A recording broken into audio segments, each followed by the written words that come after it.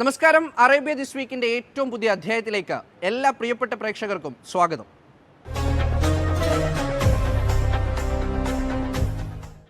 അങ്ങനെ കാത്തുകാത്തിരുന്ന കേരള മുഖ്യമന്ത്രി ആരാകുമെന്ന് ഇപ്പോൾ വ്യക്തമായിരിക്കുകയാണ്. വി.ഡി. സതീശൻ കേരളത്തിൻ്റെ മുഖ്യമന്ത്രിയാകുമെന്ന് പ്രഖ്യാപിച്ചതിനു പിന്നാലെ UDF അനുകൂല പ്രവാസി സംഘടനകളൊക്കെ ആഘോഷത്തിലാണ്.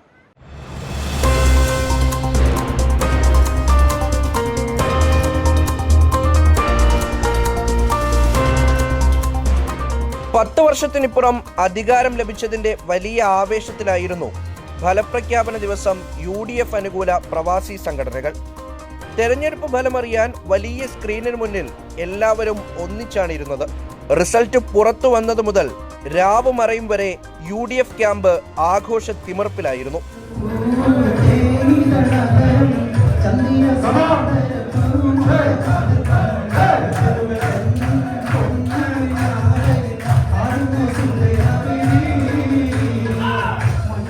എന്നാൽ പിറ്റേന്ന് മുതൽ കാര്യങ്ങൾ മാറി. കേരളത്തിലേതുപോലെ മുഖ്യമന്ത്രി ആരാകണമെന്നതിൽ ഭിന്നാഭിപ്രായമുണ്ടായി. ഒരു വിഭാഗം വി.ഡി. സതീശന് പരസ്യ പിന്തുണ പ്രഖ്യാപിച്ചു. എന്നാൽ AICC തീരുമാനത്തോടൊപ്പം നിൽക്കുമെന്ന് മറുവിഭാഗം നിലപാടെടുത്തു. ശ്രീ വി.ഡി. സതീശൻ കഴിഞ്ഞ 5 വർഷമായി കേരളത്തിൽ നടത്തിയ പ്രതിപക്ഷത്തിനെതിരെ നിയമസഭയിലും പൊതുജനങ്ങൾക്ക് വേണ്ടി നിയമസഭയിലും പുറത്തും അകത്തും നടത്തിയ പോരാട്ടങ്ങൾക്കും ആ ഒരു നിലപാടിനും ആ ഒരു ഉറച്ച നിലപാടിനും കൂടിയിട്ടാണ് ഈ വിജയം. അതുകൊണ്ട് അദ്ദേഹത്തിന് ഒരവസരം കേരളത്തിൻ്റെ മുഖ്യമന്ത്രിയായി ബഹുമാനപ്പെട്ട AICC പ്രസിഡന്റ് ശ്രീ മല്ലികാർജ്ജുൻ ഖാർഗെയും ശ്രീ രാഹുൽ ഗാന്ധിയും ബഹുമാനപ്പെട്ട KPCC നേതൃത്വവും അദ്ദേഹത്തിന് നൽകണം എന്ന് ഒരു വിനീതമായ അഭ്യർത്ഥനയാണ്. ഇനി അങ്ങനെ സംഭവിക്കുന്നില്ലെങ്കിൽ പാർട്ടി എടുക്കുന്ന നിലപാടിനോടൊപ്പം 100% ഞങ്ങൾ ഉണ്ടാകും എന്ന് പറയാൻ ആഗ്രഹിക്കുകയാണ്. ഞങ്ങൾക്ക് പറയാനുള്ളത്, ഞങ്ങൾ ഹൈക്കമാൻഡിന്റെ തീരുമാനത്തിന് വേണ്ടി കാത്തിരിക്കുകയാണ്. ഹൈക്കമാൻഡിന്റെ തീരുമാനം അതാരായി കഴിഞ്ഞാലും അത് ഞങ്ങൾ 2 കൈയും നീട്ടി സ്വീകരിക്കും എന്ന് ദുബായ് ഇൻകാസ് കമ്മിറ്റിക്ക് വേണ്ടി പറയാൻ ഞങ്ങൾ ആഗ്രഹിക്കുകയാണ്. 11 ദിവസത്തെ കാത്തിരിപ്പിന് ശേഷം ഹൈക്കമാൻഡ് പ്രഖ്യാപനം വന്നു. വി.ഡി. സതീശൻ കേരളത്തിന്റെ മുഖ്യമന്ത്രിയാകും. പിന്നാലെ ഗൾഫിലും പ്രവർത്തകർ ആഘോഷം തുടങ്ങി.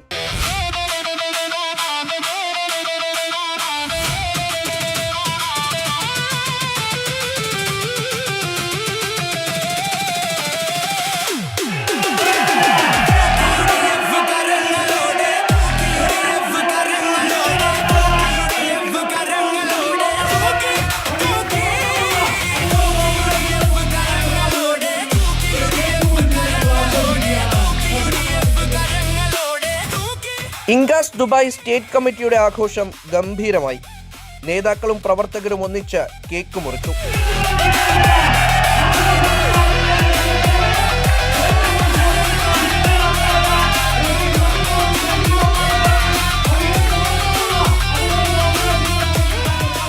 ജനങ്ങൾ ആഗ്രഹിച്ച മുഖ്യമന്ത്രിയാണ് ഹൈക്കമാൻഡ് പ്രഖ്യാപിച്ചതെന്ന് നേതാക്കൾ പറഞ്ഞു.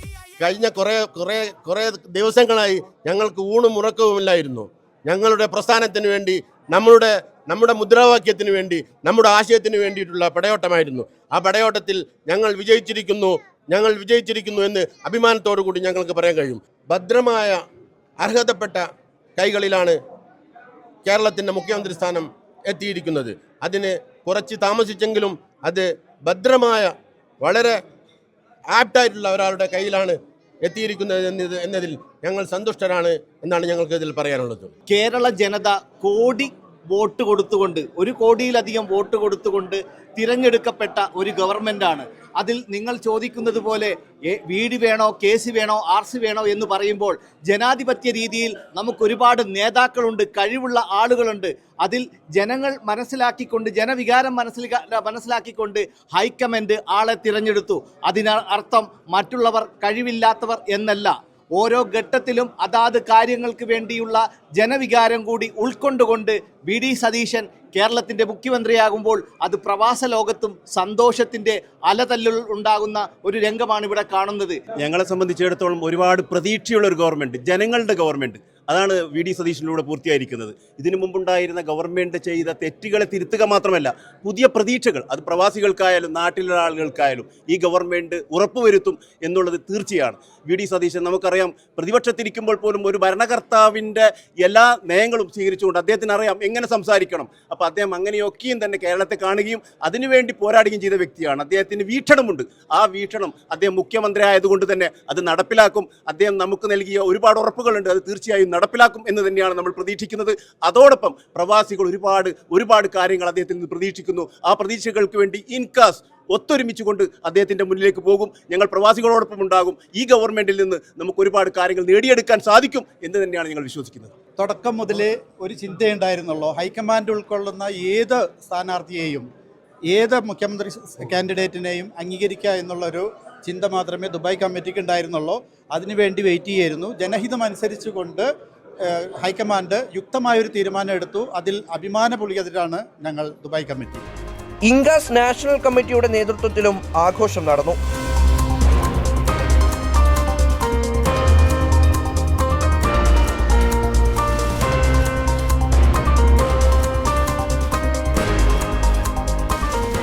വി.ഡി. സതീശന്റെ നിലപാടുകൾക്കുള്ള അംഗീകാരമാണ് അദ്ദേഹത്തിന് ലഭിച്ചതെന്നാണ് നേതാക്കളുടെ പക്ഷം. പ്രവാസി വിഷയങ്ങളിൽ കണ്ടറിഞ്ഞ് ഇടപെടുന്ന നേതാവാണ് വി.ഡി. സതീശൻ. ആ കരുതൽ തുടർന്നും പ്രതീക്ഷിക്കുന്നു. പ്രതിപക്ഷ നേതാവ് ഇരുന്നപ്പോൾ കേരളത്തിൽ നടന്നുകൊണ്ടിരിക്കുന്ന അഴിമതിയും കേരളത്തിൽ വരാനിരിക്കുന്ന പ്രവർത്തനങ്ങൾക്ക് ഒരുപാട് സൂചനകൾ കൊടുത്തിട്ട് ഒന്നും നടപ്പിലാക്കാത്ത പരിപാടികൾ അദ്ദേഹം എല്ലാം മനസ്സിൽ കുറിച്ചിട്ടുണ്ട്. അതെല്ലാം ഇംപ്ലിമെൻറ്റ് ചെയ്യുമെന്നുള്ളത് കേരളത്തിൻ്റെ ജനതയ്ക്കറിയാം. ആ ജനതയാണ് അദ്ദേഹത്തിനെ ആ സീറ്റിലേക്ക് കൊണ്ടുവന്നിട്ടുള്ളത്. അത് ഉറപ്പാണ് സാക്ഷാത്കരിക്കും എന്ന് നമുക്ക് ഉറച്ചു വിശ്വസിക്കാം. ഈ പ്രഖ്യാപനം ഇന്ത്യയിൽ ഇന്ത്യൻ നാഷണൽ കോൺഗ്രസിന് ഏറ്റവും മൈലേജ് ഉണ്ടാക്കുന്ന ഒരു പ്രഖ്യാപനമാണ്. കാരണം കേരളത്തിലെ 3.5 കോടി ജനങ്ങളും ഒറ്റക്കെട്ടായി ആഗ്രഹിച്ച ഒരു തീരുമാനമാണ് ഹൈക്കമാൻഡ് പ്രഖ്യാപിച്ചിരിക്കുന്നത്. ഇതിൽ ഞങ്ങൾ INCAS UAE central committee AICC പ്രസിഡന്റിനും ശ്രീ മല്ലികാർജ്ജുൻ ഖാർഗെക്കും ശ്രീമതി പ്രിയങ്ക ഗാന്ധിക്കും ശ്രീ രാഹുൽ ഗാന്ധിക്കും കേരളത്തിലെ KPCC UDF ഘടകകക്ഷികൾക്കും ഹൃദയം നിറഞ്ഞ നന്ദി അറിയിക്കാൻ ഈ അവസരം ഉപയോഗപ്പെടുത്തുകയാണ്. വടശ്ശേരി ദാമോദരൻ നായർ ചരിത്രം കുറിച്ചിരിക്കുകയാണ്. ഇനി മുമ്പോട്ടുള്ള പ്രയാണത്തിൽ അദ്ദേഹത്തിന് UAE നിന്ന് ഇവിടുത്തെ മലയാളികളുടെ എല്ലാ പിന്തുണയും അറിയിക്കാൻ ഞങ്ങൾ ഈ അവസരം ഉപയോഗപ്പെടുത്തുകയാണ്. നിലപാടുകളുടെ രാജകുമാരൻ, ടീം UDFനെ മുന്നിൽ നിന്ന് നയിച്ച പടനായകൻ, ഞങ്ങളുടെ പ്രിയങ്കരനായ ഞങ്ങളുടെ പ്രിയപ്പെട്ട ഞങ്ങളുടെ നേതാവ് വി.ഡി. സതീശൻ സാറ് ഞങ്ങൾക്ക് മുൻപേ അറിയാം. അതിനുവേണ്ടി ഞങ്ങൾ പടവെട്ടിയവരാണ്. അതിന് വിജയം കൈവരിച്ചു. അതിന്റെ വളരെ സന്തോഷത്തിലാണ് സാറേ ഞങ്ങൾ അഭിവാദ്യങ്ങളും ആശംസകളും അറിയിക്കുന്നു. സത്യപ്രതിജ്ഞാ ചടങ്ങും ഗംഭീരമായി ആഘോഷിക്കാനുള്ള ഒരുക്കത്തിലാണ് പ്രവർത്തകർ. അഭിപ്രായ വ്യത്യാസങ്ങളൊക്കെ മാറി. ഇനി മുഖ്യമന്ത്രിയെ കൂടി സമീപിച്ച് പ്രവാസികളുടെ പ്രശ്നങ്ങൾ പരിഹരിക്കുമെന്ന് നേതാക്കൾ ഒന്നടങ്കം പറയുന്നു.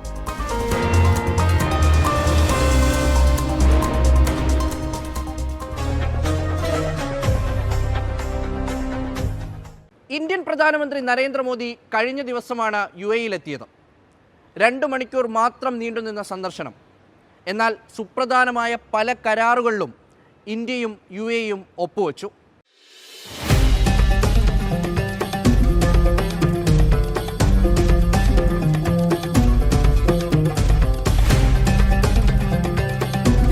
आत्मीय स्वागत के लिए मैं आपका हृदय से बहुत आभार व्यक्त करता हूँ।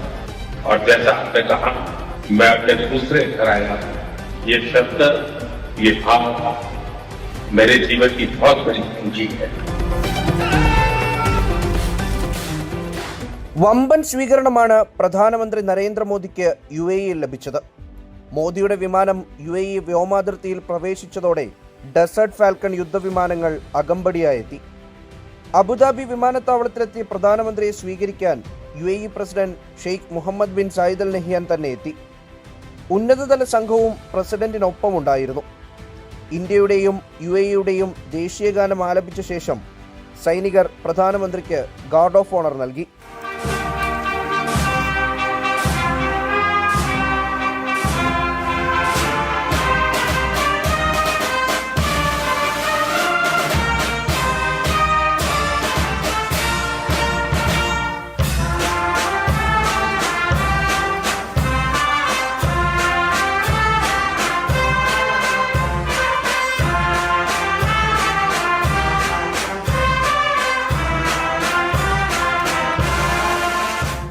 ഇന്ത്യ UAE ബന്ധത്തെക്കുറിച്ച് പ്രധാനമന്ത്രി ദീർഘമായി സംസാരിച്ചു.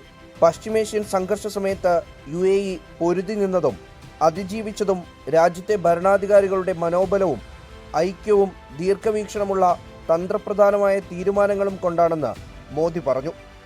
ഇറാൻ ആക്രമണ സമയത്ത് ഇന്ത്യക്കാരെ ചേർത്തുപിടിച്ചതിൽ പ്രധാനമന്ത്രി UAE ഭരണാധികാരിയോട് നന്ദി പറഞ്ഞു. മേഖലയിലെ സമാധാനത്തിനായി ഇന്ത്യ പൂർണ്ണ പിന്തുണ നൽകും. ഹോർമുസ് കടലിടുക്ക് തുറക്കണം. സ്വതന്ത്രമായ ചരക്കു നീക്കം അനുവദിക്കണം. हॉर्मुज को फ्री, ओपन और सेफ बनाए रखना ये हमारी सबसे बड़ी प्राथमिकता है. इस विषय में अंतर्राष्ट्रीय कानूनों का पालन आवश्यक है. ब्रदर, भारत हर परिस्थिति में UAE के साथ कंधे से कंधा मिलाकर खड़ा है और आगे भी खड़ा रहेगा. നിർണായകമായ പല കരാറുകളും 2 മണിക്കൂറിൽ ഒപ്പിട്ടാണ് പ്രധാനമന്ത്രി മടങ്ങിയത്. പ്രതിരോധ മേഖലയിലും ഊർജ്ജ മേഖലയിലും സാമ്പത്തിക മേഖലയിലും വലിയ നേട്ടങ്ങൾ ഉണ്ടാക്കുന്ന കരാറുകളാണിത്. ഇന്ത്യയും UAEയും തമ്മിൽ തന്ത്രപ്രധാന പ്രതിരോധ പങ്കാളിത്തത്തിനായുള്ള ധാരണാപത്രം ഒപ്പിട്ടിട്ടുണ്ട്. ഈ ധാരണാപത്രം സാധാരണ സൈനിക അഭ്യാസങ്ങൾക്കപ്പുറം നൂതന പ്രതിരോധ സാങ്കേതിക വിദ്യയുടെ സംയുക്ത വികസനം സാധ്യമാക്കും. കൂട്ടായ ഉത്പാദനത്തിനും രഹസ്യാന്വേഷണ വിവരങ്ങളുടെ പങ്കുവയ്ക്കലിനും ഭീകരവാദ വിരുദ്ധ സഹകരണം ശക്തിപ്പെടുത്തുന്നതിനും ഊന്നൽ നൽകുന്നതാണ് കരാർ.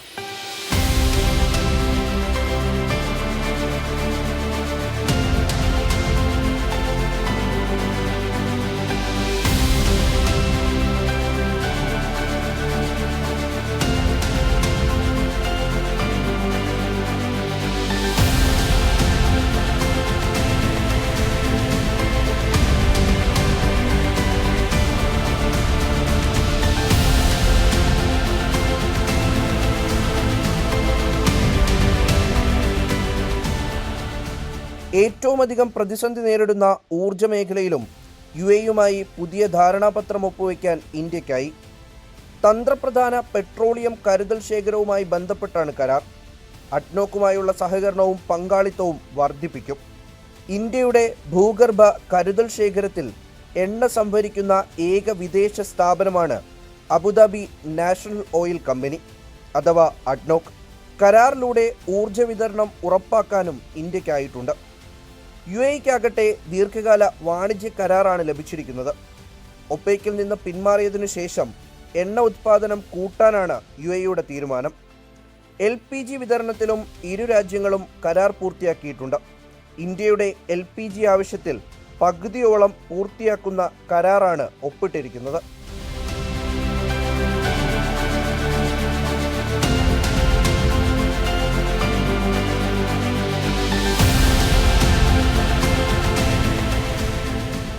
ഇന്ത്യയിൽ $5 ബില്യൺ നിക്ഷേപവും UAE പ്രഖ്യാപിച്ചിട്ടുണ്ട്.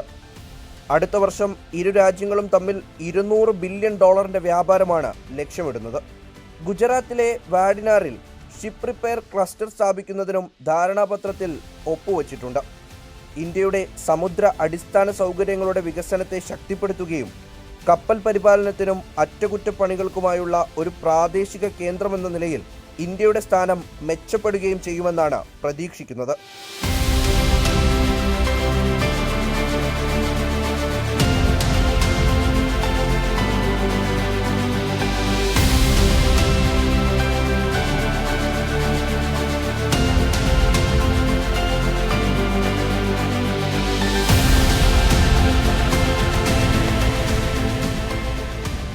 കഴിഞ്ഞ ജനുവരിയിൽ UAE പ്രസിഡന്റ് ഇന്ത്യയിൽ മിന്നൽ സന്ദർശനം നടത്തിയിരുന്നു. ദീർഘകാലാടിസ്ഥാനത്തിലുള്ളതും തന്ത്രപ്രധാനവുമായ നിരവധി കരാറുകൾ അന്നും ഒപ്പുവച്ചിരുന്നു.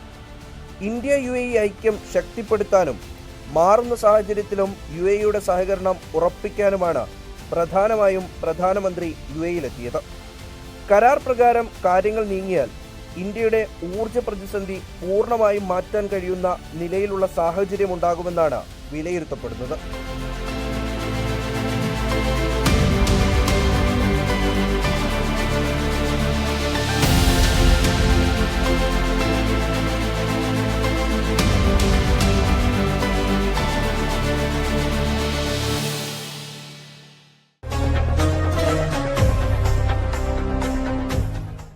വിശുദ്ധ ഹജ്ജിന് വിരലെണ്ണാവുന്ന ദിവസങ്ങൾ മാത്രമാണ് ഇനി ബാക്കിയുള്ളത്. തീർത്ഥാടകരെ സ്വീകരിക്കാൻ ഒരുങ്ങിയിരിക്കുകയാണ് പുണ്യ നഗരങ്ങളൊക്കെയും. കർശനമായ നിയമങ്ങളും നിർദ്ദേശങ്ങളുമൊക്കെ പാലിച്ചുകൊണ്ടാണ് ഹാജിമാർ ഇത്തവണ ഹജ്ജിനെത്തിയിരിക്കുന്നത്. അതൊക്കെ പാലിക്കുന്നുണ്ടെന്ന് അധികൃതർ ഉറപ്പാക്കുകയും ചെയ്യുന്നുണ്ട്.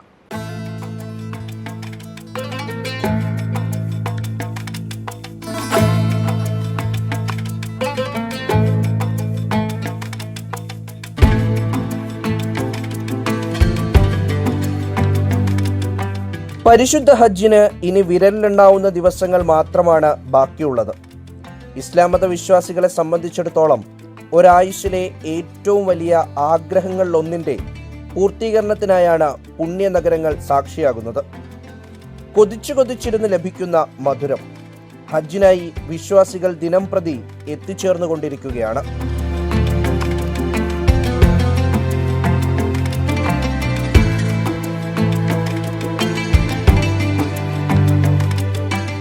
ഹജ്ജ് കർമ്മങ്ങൾക്ക് മുന്നോടിയായി പുണ്യഭൂമിയിലെത്തിയ തീർത്ഥാടകർ ഇപ്പോൾ ചരിത്ര കേന്ദ്രങ്ങളും പുണ്യസ്ഥലങ്ങളുമൊക്കെ സന്ദർശിക്കുകയാണ്. ഹജ്ജുമായി ബന്ധപ്പെട്ടതും അല്ലാത്തതുമായ ഒട്ടനവധി പുണ്യസ്ഥലങ്ങളും മസ്ജിദുകളുമാണ് മക്കയിലും പരിസര പ്രദേശങ്ങളിലുമുള്ളത്. വരും ദിവസങ്ങളിൽ തിരക്ക് വർദ്ധിക്കുമെന്നതിനാലാണ് കർമ്മങ്ങൾ ആരംഭിക്കുന്നതിന് മുൻപ് തന്നെ ഈ സന്ദർശനം പൂർത്തിയാക്കുന്നതെന്ന് തീർത്ഥാടകർ പറയുന്നു. അറഫ, മിന, മുസ്ദലിഫ എന്നീ ഹജ്ജ് കേന്ദ്രങ്ങൾക്ക് പുറമെ ചരിത്രപ്രധാനമായ സൗർ ഗുഹ, ഹിറ ഗുഹ തുടങ്ങിയ സ്ഥലങ്ങളും സന്ദർശകരുടെ പ്രധാന ലക്ഷ്യസ്ഥാനങ്ങളാണ്. ഹജ്ജിന്റെ ഏറ്റവും പ്രധാന ചടങ്ങായ അറഫ സംഗമത്തിന്റെ സമയത്ത് വിശാലമായ അറഫ മൈതാനത്തോ ജബൽ റഹ്മ മലയിലോ തിരക്കില്ലാതെ സന്ദർശനം നടത്തുക പ്രയാസകരമാണ്. അതുകൊണ്ട് അറഫയിൽ ഇപ്പോൾ തന്നെ പല തീർത്ഥാടകരും സന്ദർശനം നടത്തുന്നുണ്ട്. മക്കയ്ക്ക് പുറമെ മദീനയിലെ പുണ്യസ്ഥലങ്ങളും ചരിത്ര കേന്ദ്രങ്ങളും സന്ദർശിച്ചാണ് തീർത്ഥാടകർ മടങ്ങുന്നത്.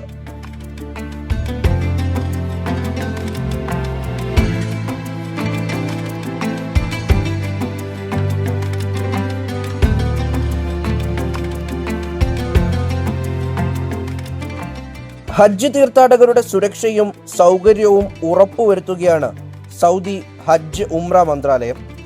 മിന, മുസ്ദലിഫ, അറഫ തുടങ്ങിയ പുണ്യസ്ഥലങ്ങളിൽ അനധികൃതമായി താമസം ഒഴിവാക്കാൻ മന്ത്രാലയം കർശന നിർദ്ദേശം നൽകി. ഹജ്ജ് പെർമിറ്റ് ഉള്ളവർക്കും അതത് ക്യാമ്പുകളിൽ രജിസ്റ്റർ ചെയ്തവർക്കും മാത്രമേ തമ്പുകളിൽ പ്രവേശനം അനുവദിക്കുകയുള്ളൂ. പ്രവേശന കവാടങ്ങളിൽ തിരക്കൊഴിവാക്കാൻ നിശ്ചിത സ്ഥലങ്ങളിലല്ലാതെ ഇരിക്കുന്നതും കിടക്കുന്നതും തടയാനും മുഴുവൻ സമയ നിരീക്ഷണമുണ്ടാകും. അപകടങ്ങൾ ഒഴിവാക്കുന്നതിന്റെ ഭാഗമായി പുണ്യസ്ഥലങ്ങളിലെ ക്യാമ്പുകളിൽ പാചകത്തിന് LPG ഗ്യാസ് ഉപയോഗിക്കുന്നത് നിരോധിച്ചിട്ടുണ്ട്. പകരം സുരക്ഷിതമായ മറ്റു മാർഗങ്ങൾ ഉപയോഗിക്കാനാണ് നിർദ്ദേശം. പ്രത്യേകിച്ചും അറഫയിലെ തമ്പുകൾ മിനായിലെ പോലെ അഗ്നിബാധയെ പ്രതിരോധിക്കുന്ന രീതിയിലുള്ളതാകണം. ശുചിത്വ കാര്യത്തിലും മന്ത്രാലയം വിട്ടുവീഴ്ചയില്ലാത്ത നിലപാടാണ് സ്വീകരിക്കുന്നത്. ഹജ്ജ് സീസൺ കഴിഞ്ഞ് ക്യാമ്പുകൾ നീക്കം ചെയ്യുമ്പോൾ അവശിഷ്ടങ്ങൾ പൂർണ്ണമായും നീക്കം ചെയ്ത് സർട്ടിഫിക്കറ്റ് ഹാജരാക്കണം. നിയമലംഘനം നടത്തുന്ന സർവീസ് കമ്പനികൾക്ക് കനത്ത പിഴ ചുമത്തുമെന്നും മന്ത്രാലയം മുന്നറിയിപ്പ് നൽകി.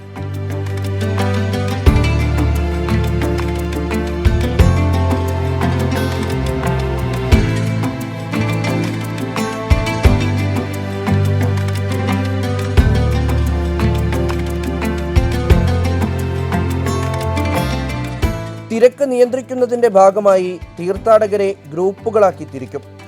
188 തീർത്ഥാടകർ വീതമുള്ള 5 ബാച്ചുകളെ ഒരു ഗ്രൂപ്പായി മാറ്റും. അതായത് ഒരു ഗ്രൂപ്പിൽ പരമാവധി 940 പേർ മാത്രമേ ഉൾപ്പെടാൻ പാടുള്ളൂ. ഈ ഗ്രൂപ്പിന്റെ മേൽനോട്ടത്തിനായി പ്രത്യേക ഫീൽഡ് ഉദ്യോഗസ്ഥരെ മന്ത്രാലയം ചുമതലപ്പെടുത്തിയിട്ടുണ്ട്. കർമ്മങ്ങൾ സുഗമമായി നിർവഹിക്കാൻ ഈ ഗ്രൂപ്പ് സംവിധാനം പ്രയോജനപ്പെടുത്തണം. ഗതാഗത മേഖലയിലെ നിബന്ധനകളാണ് മറ്റൊരു മാറ്റം. മക്കയിൽ നിന്ന് ജിദ്ദ വിമാനത്താവളത്തിലേക്കുള്ള യാത്രകൾ വിമാനം പുറപ്പെടുന്നതിന് 9 മണിക്കൂർ മുൻപ് ആരംഭിക്കുന്നത് നിയമലംഘനമായി കണക്കാക്കും. രാത്രി 11 മണി മുതൽ പുലർച്ചെ 7 മണി വരെയുള്ള സമയങ്ങളിൽ മക്കയിൽ നിന്ന് മദീനയിലേക്ക് തീർത്ഥാടകരുമായി ബസ് സർവീസ് നടത്തുന്നത് പൂർണ്ണമായും നിരോധിച്ചിട്ടുണ്ട്. മിനായിലെ തിരക്ക് കുറയ്ക്കുന്നതിനായി 50% തീർത്ഥാടകരെ ദുൽഹിജ്ജ 13 വരെ അവിടെ തന്നെ താമസിപ്പിക്കാൻ കമ്പനികൾ നടപടി സ്വീകരിക്കണം. ഹറമൈൻ ട്രെയിൻ സ്റ്റേഷനുകളിലേക്കുള്ള യാത്രയിൽ 1 മണിക്കൂറിൽ കൂടുതൽ വൈകുന്നത് ഗുരുതരമായ വീഴ്ചയായി കണക്കാക്കും. ബസ്സുകളിൽ നിർബന്ധമായും ഗൈഡുമാരും ഫീൽഡ് സൂപ്പർവൈസർമാരും ഉണ്ടായിരിക്കണം. ജംറകളിലെ കല്ലേറ് കർമ്മത്തിനും മശായിർ ട്രെയിൻ സർവീസുകളിലേക്കും നിശ്ചയിച്ചിട്ടുള്ള സമയക്രമം കർശനമായി പാലിക്കണം. നിയമങ്ങൾ ലംഘിക്കുന്ന ഏജൻസികൾക്കെതിരെ കടുത്ത പിഴയും നിയമ നടപടികളും ഉണ്ടാകുമെന്ന് മന്ത്രാലയം മുന്നറിയിപ്പ് നൽകി. ഇതുവരെ കണക്കനുസരിച്ച് വിദേശ രാജ്യങ്ങളിൽ നിന്ന് 9 ലക്ഷത്തിലധികം തീർത്ഥാടകർ സൗദിയിലെത്തിയിട്ടുണ്ട്. ഇതിൽ 8.4 ലക്ഷം പേർ വിമാനം വഴിയും 40,000-ഓളം പേർ കരമാർഗവും 4,000-ലധികം പേർ കടൽ മാർഗവുമാണ് എത്തിയിരിക്കുന്നത്. ഹജ്ജ് വിത്തൌട്ട് ബാഗേജ് പദ്ധതി വഴി വിമാനത്താവളത്തിലെ നടപടിക്രമങ്ങൾ 120 മിനിറ്റിൽ നിന്ന് 15 മിനിറ്റായി കുറച്ചിട്ടുണ്ട്. ഇത്തവണ അറഫ പ്രഭാഷണം 50 ഭാഷകളിലേക്ക് വിവർത്തനം ചെയ്യും. മദീനയിൽ റൗള ഷെരീഫിലെ സന്ദർശക ശേഷി പ്രതിദിനം 15,000-ൽ നിന്ന് 57,000-ആയി വർദ്ധിപ്പിച്ചതായും ഹജ്ജ് മന്ത്രി പറയുന്നു. അതേസമയം അനുമതിയില്ലാതെ ഹജ്ജില്ല എന്ന ക്യാമ്പയിൻ കർശനമായി നടപ്പിലാക്കിയിരിക്കുകയാണ് സൗദി. 14 സ്വദേശികളും 5 വിദേശികളുമാണ് പെർമിറ്റ് ഇല്ലാതെ പിടിയിലായിരിക്കുന്നത്. ഇവർക്ക് 1 ലക്ഷം റിയാൽ വരെ പിഴയും തടവുമാണ് ശിക്ഷ. പിടിയിലായ വിദേശികളെ ശിക്ഷയ്ക്ക് ശേഷം നാടുകടത്തുകയും 10 വർഷത്തേക്ക് രാജ്യത്ത് പ്രവേശന വിലക്ക് ഏർപ്പെടുത്തുകയും ചെയ്യും. നിയമലംഘനത്തിന് ഉപയോഗിച്ച വാഹനങ്ങൾ കണ്ടുകെട്ടാനും ഉത്തരവുണ്ട്.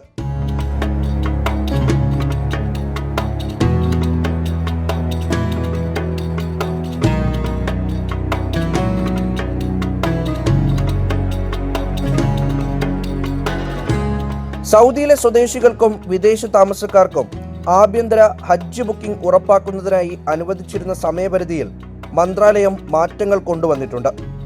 ഇന്നലെ മുതൽ 2ാം ഘട്ട പേയ്മെന്റ് നടപടികൾ ആരംഭിച്ചു.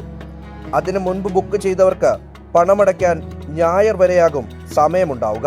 പുണ്യഭൂമിയിൽ ഹജ്ജ് കർമ്മങ്ങൾക്കായി എത്തിയ തീർത്ഥാടകർ ചൂടിനെ പ്രതിരോധിക്കാൻ പ്രത്യേക ജാഗ്രത പുലർത്തണമെന്ന് ഹജ്ജ് ഉംറ മന്ത്രാലയം നിർദ്ദേശിച്ചിട്ടുണ്ട്. ചൂടിനെ പ്രതിരോധിക്കാൻ 5 പ്രധാന നിർദ്ദേശങ്ങളാണ് നൽകിയിട്ടുള്ളത്. ഓരോ ഹാജിയുടെയും സുരക്ഷ ഉറപ്പാക്കുന്നതിനായി മന്ത്രാലയം പുറപ്പെടുവിച്ച സുരക്ഷാ നിർദ്ദേശങ്ങൾ കർശനമായി പാലിക്കണമെന്നും അധികൃതർ ഓർമ്മിപ്പിക്കുന്നു.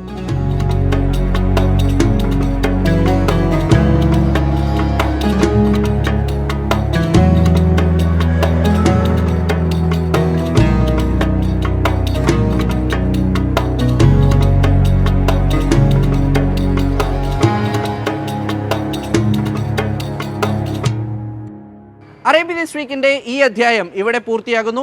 അടുത്തയാഴ്ച ഇതേ ദിവസം ഇതേ സമയം കാണാം. Good bye.